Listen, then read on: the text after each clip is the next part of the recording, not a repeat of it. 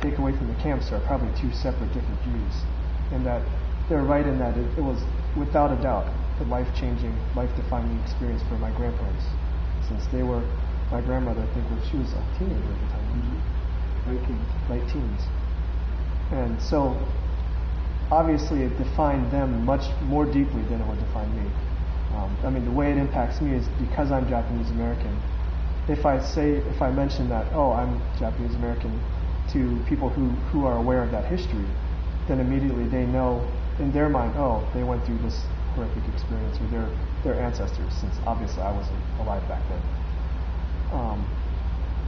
But I mean, and what you take away from the camps, and when you study the experience in history classes, and I think that you can draw any number of conclusions about the camps, and I think that's obvious in the Japanese American community, and you can come away with any number of, either number one, it's an example of government power run amok, or number two, it's an example of what a government that listens to a populace when they're scared.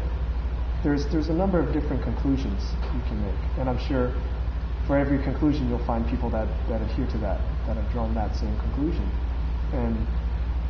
But you could say the same, I think, about somebody that's not Japanese. I think just because I know people that were personally involved in it, Maya and I both worked for the foundation for the memorial in D.C. that was dedicated to the patriotism of Japanese Americans in World War II. I think maybe we have a deeper connection to that now. I certainly do, from my experience of working with the foundation, because you're working with people that were in the camps to help raise the money. And you're meeting all these people that are helping to donate money, to put their own money to make this memorial to this, so that people don't forget. And so in that sense, it still carries through the community to this day, I think. I think we're very lucky, actually, because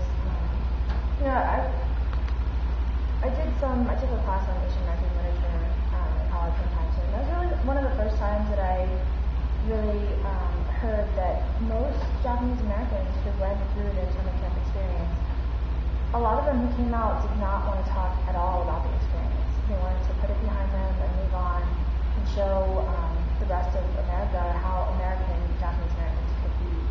In our case, our grandparents, I think, were very open to sharing that experience with us, and we've always had, I had a couple paintings that our grandfather, my mom's father, did while he was in camp. So it hangs in our living room. We knew what the paintings were of, and it was just sort of, an experience and a story and a history that we grew up with and knew. And it was something that I remember when I was in 7th grade history. In my history class, our history books, we were talking about the history before we started this interview, and our history books had, I think, maybe 2 paragraphs on the internment camp, which was such a defining experience for this particular subsect of Americans.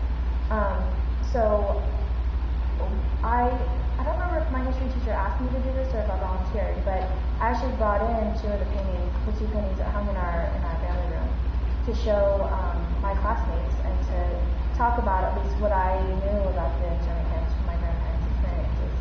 And I think, especially for our grandmother, this might be the case with our grandfather too, but she was already sort of a go-getter, from when she was young, but I feel like the internment camp experience also made her even more determined to give back to the community and to speak her mind and to be just a very strong leader in all aspects of her life.